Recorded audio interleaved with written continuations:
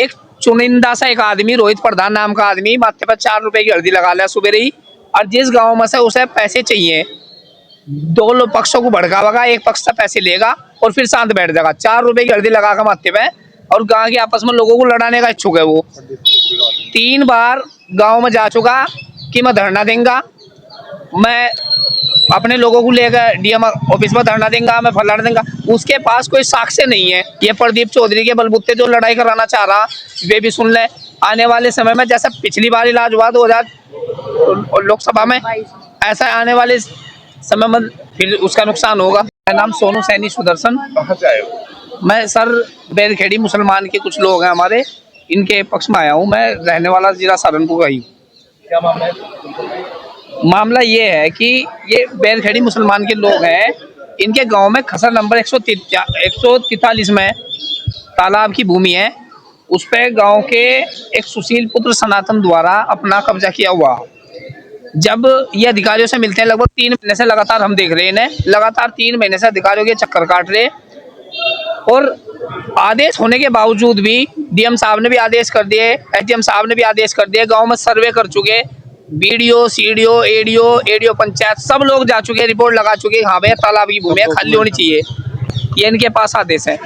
आदेश होने के बावजूद भी खाली नहीं करवा रहे। कारण क्या है, कारण भी सुन लो। एक चुनिंदा सा एक आदमी, रोहित प्रधान नाम का आदमी, माथे पर 4 रुपए की हल्दी लगा लिया सुबह ही, और जिस गाँव में से उसे पैसे चाहिए, दो लोग पक्षों को भड़कावेगा, एक पक्ष से पैसे लेगा और फिर शांत बैठ जाएगा। 4 रुपए की हल्दी लगाकर माथे पे, और गांव के आपस में लोगों को लड़ाने का इच्छुक है वो। 3 बार गांव में जा चुका कि मैं धरना देंगा, मैं अपने लोगों को लेकर डीएम ऑफिस में धरना देंगा, मैं फलाना देंगा। उसके पास कोई साक्ष्य नहीं है। भाई धरना दे तो कम से कम कोई कागज तो, प्रमाणित कागज तो हो। बिना वजह धमकी देना कभी जी मैं धरना देंगा, मैं आत्महत्या कर लूंगा, फलाना कर लूंगा, ये कर लूंगा। जब या तो सरकार से वो बड़ा हो रहा, और जिस नेता का उसे आशीर्वाद है, ये भी सुन लो, प्रदीप चौधरी पूर्व एमपी का उसे आशीर्वाद प्राप्त है। जितना झगड़ा वो लोग कराना चाह रहे हैं हमारे सैन्य समाज के लोगों में, ये मैसेज उन लोगों तक भी पहुंच जाना चाहिए। ये सीधे सच्चे लोग हैं, सारे सैनी, दोनों पक्ष सैनी है। पहले तो बात ये है कि दोनों पक्ष सैनी है। रोहित प्रधान को पहले तो बस आपस में समाज में टकराव करवाना चाहिए। ये प्रदीप चौधरी के बलबूते जो लड़ाई कराना चाह रहा, वे भी सुन ले। आने वाले समय में जैसा पिछली बार इलाज हुआ 2000 लोकसभा में, ऐसा आने वाले समय में फिर उसका नुकसान होगा। जिस तरीके से वीडियो वायरल हुई, वहाँ पे गांव के अंदर पानी की जो निकासी की समस्या, घर के बाहर पानी इकट्ठा होता है, आने जाने में राहगीरों को दिक्कत होती है। जी देखिए सर, हम ये पूछना चाहते हैं, सरकार का एक नियम है, जिस और तालाब होगा गांव के निकासी का, पानी की निकासी जो होगी वो ढालान सरकारी तालाब की तरफ होगी। रोहित प्रधान की जो लड़ाई है वो ये है कि जो पानी की निकासी है वो प्राइवेट सैनियों के खेतों की तरफ चली जा, इनकी फसलें खराब हो।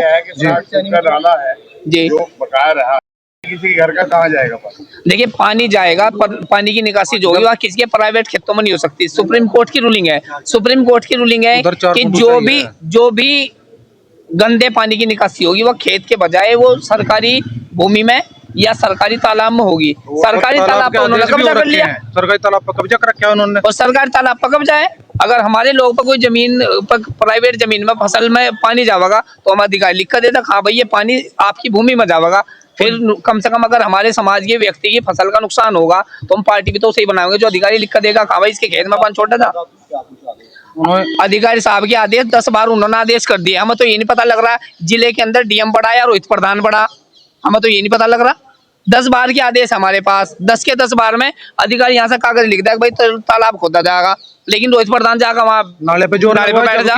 प्रवीण सेन नाम है, गांव बैरखेड़ी मुसलमान का निवासी है। जो निकासी को लेकर समस्या चली आ रही है। जी हमारे गांव में पानी भराव की समस्या हो रही है।